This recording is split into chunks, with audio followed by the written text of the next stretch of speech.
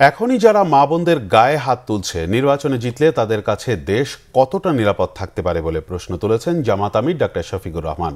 মঙ্গলবার যশোরের কেন্দ্রীয় ঈদগাহ মাঠে নির্বাচনী জনসভায় যোগ দিয়ে এমন প্রশ্ন রাখেন তিনি। ক্ষমতায় গেলে যশোর পৌরসভাকে সিটি কর্পোরেশনে উন্নীত করার প্রতিশ্রুতি দিয়ে ডক্টর শফিকুর রহমান বলেন, জনতার স্বার্থ রক্ষায় দাঁড়িপাল্লার মাপে কোনো হেরফের হবে না। দেশে জনগণের রাজনীতি হবে, পরিবার বা দলের নয়।